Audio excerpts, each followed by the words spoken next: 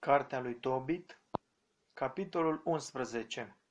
Bucuria părinților la sosirea fiului lor, Tobie. Tămăduirea minunată a ochilor bătrânului Tobit. Și au mers ei până s-au apropiat de Caserin în fața Ninivei. Și a zis Rafael către Tobie: Tu, frate, nu știi cum ai lăsat pe tatăl tău. Să mergem acasă înaintea femeii tale și să pregătim locuința. Ia cu tine fierea peștelui. Și au mers ei și după ei venea câinele. În vremea aceea Ana ședea și se uita pe drum ca să vadă pe fiul său. Și zărindu-l că vine, a zis către tatăl lui: Iată, vine fiul tău cu tovarășul său de drum. Și Rafael a zis: Tobie, știu că se vor deschide ochii tatălui tău ca să vadă. Să ungi ochii lui cu fiere și el va simți usturime. Îi va freca și va cădea albeața și te va vedea. Și alergând, Ana s-a aruncat de gâtul fiului său și i-a zis: Bine că te-am văzut, copilul meu, de acum pot să mor. Și au plâns amândoi. Atunci Tobit a ieșit în ușă și s-a împiedicat.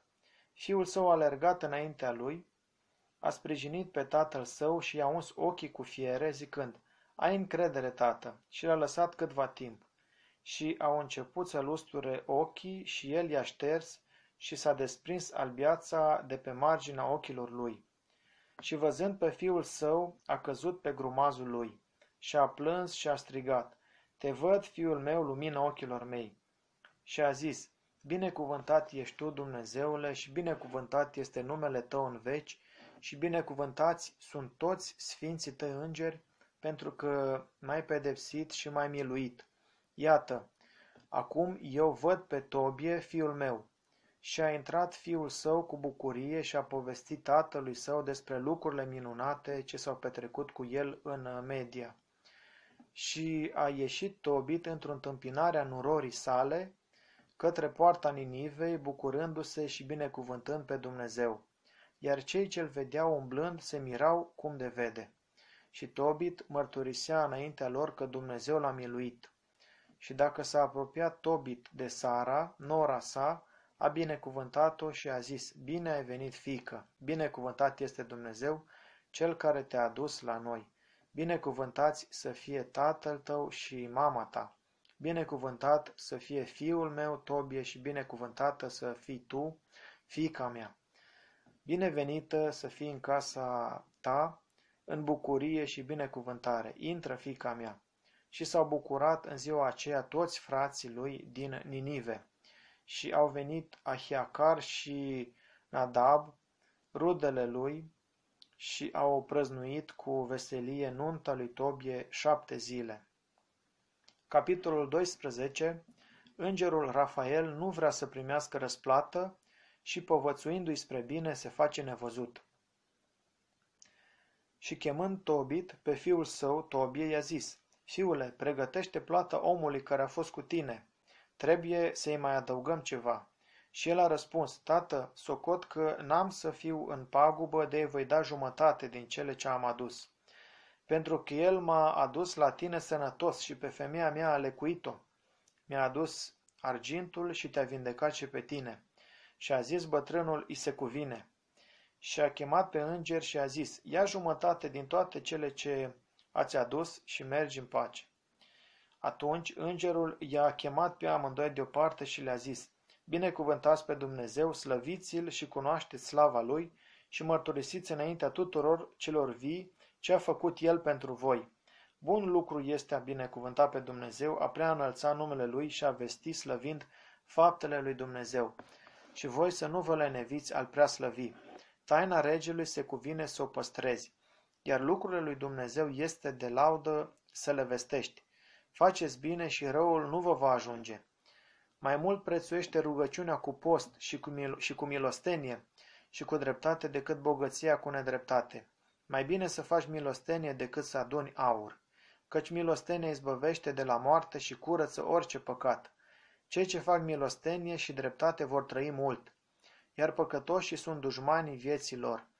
Nimic n-am să ascund de voi și v-am și spus: Taina regelui se cuvine să o păstrezi, iar lucrurile lui Dumnezeu este de laudă să le vestești. Când te rugai tu și nora ta, Sara, eu duceam pomenirea rugăciunii voastre înaintea celui sfânt, și când îngropai tu pe cei morți, încă eram cu tine. Și când tu nu te-ai lenevit să te scoli și să-ți lași prânzul tău ca să te duci să ridici pe cel mort, binefacerea ta nu s-a ascuns de mine și eu eram cu tine. Și acum Dumnezeu m-a trimis să te vindec pe tine și pe nora ta, Sara. Eu sunt Rafael, unul din cei 7 sfinți îngeri care ridică rugăciunile sfinților și le înalță înaintea slavei celui sfânt.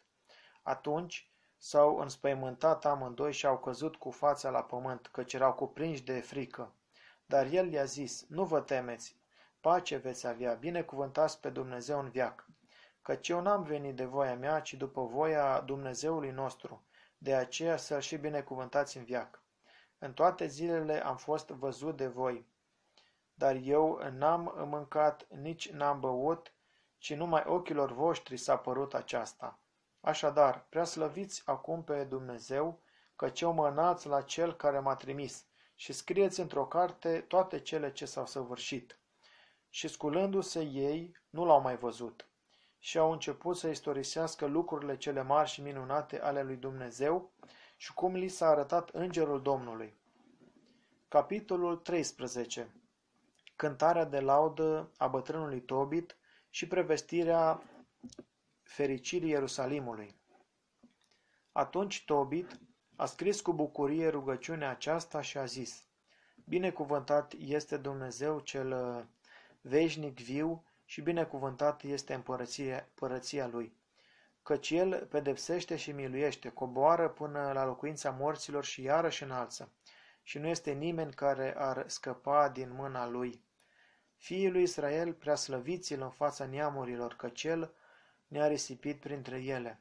Vestiți acolo slava lui, preanălțați-l înaintea tuturor celor vii, căci el este Domnul și Dumnezeul și Tatăl nostru în toți vecii. El vă va pedepsi pentru nedreptățile voastre și vă va milui și vă va aduce din toate neamurile printre care ați fost risipiți.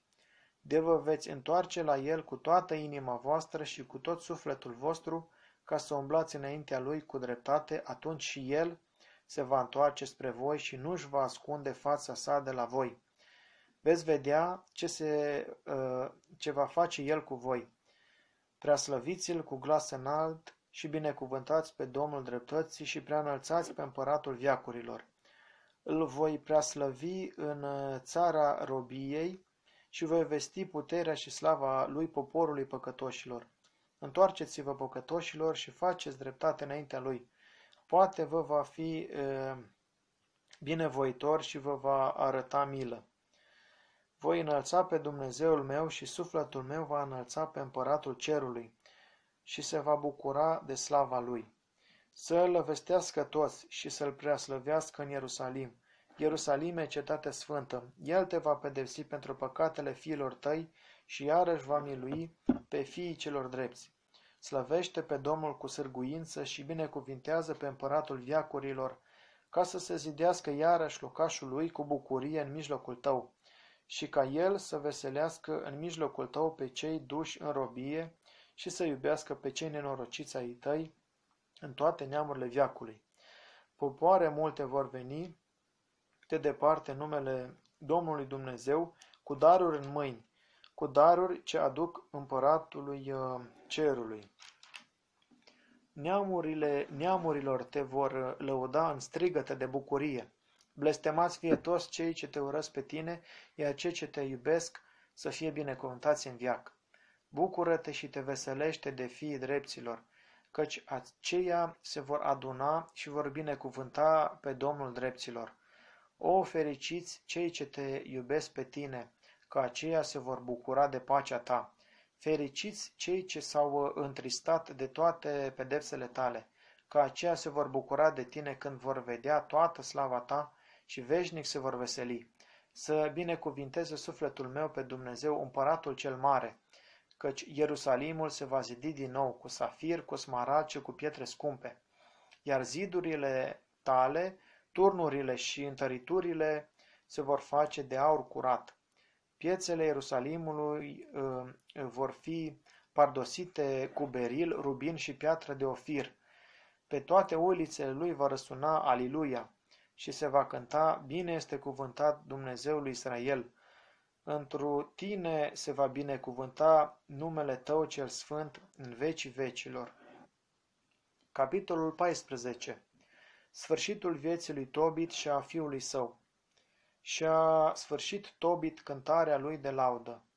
Când și-a pierdut el vederea, era de 58 de ani și a văzut după 8 ani și a făcut milostenie și binecuvântat totdeauna pe Dumnezeu și lăuda slava lui.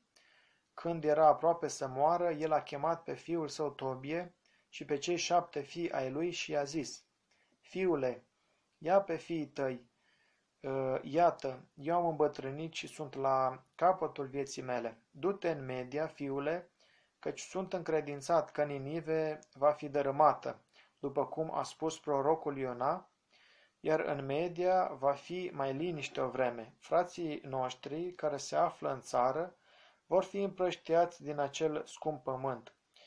Ierusalimul va fi pustit și templul lui Dumnezeu din el va fi ars și va rămâne o vreme pustiu.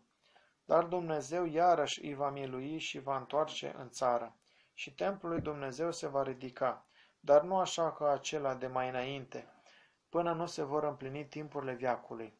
Și după aceea se vor întoarce din robie și vor zidi minunat Ierusalimul și templul lui Dumnezeu se va face din nou în el pentru toate neamurile veacului, zidire măreață cum au grăit despre el prorocii. Și se vor întoarce toate popoarele și se vor închina cu adevărat înaintea Domnului Dumnezeu și vor spărăma idolii lor. Și toate popoarele vor binecuvânta pe Domnul și va binecuvânta și poporul lui pe Dumnezeu. Și Domnul va înălța pe poporul său. Și toți cei ce iubesc adevărat și drept pe Domnul Dumnezeu se vor bucura și vor face milă cu frații noștri. Deci, fiule, pleacă din Ninive, că negreșit se va împlini ceea ce a zis Iona. Să păzești legea și poruncile, să fii blând, milostiv și drept, ca să-ți fie bine.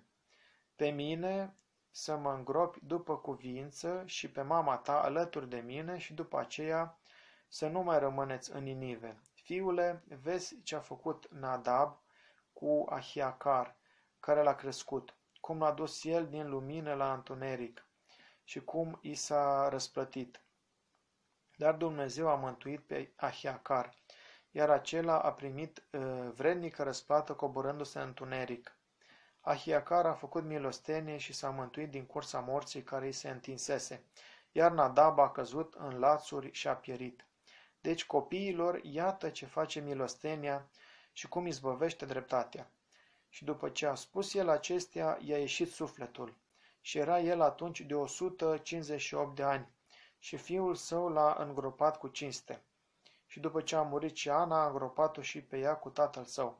Iar după aceea Tobie cu femeia și copiii săi a plecat la Ecbatana, la socrul său Raguel. Și a ajuns la bătrânețe cinstită și a îngropat cu cinste pe socrul său și pe soacra sa și a căpătat moștenire averea lor și a lui Tobit, tatăl său, și a murit de 127 de ani în Ecbatana Mediei. Dar înainte de a muri a auzit el de pieirea Ninivei, pe care au cucerit-o Nabucodonosor și Ahasveros, și s-a bucurat înainte de moartea sa pentru Ninive.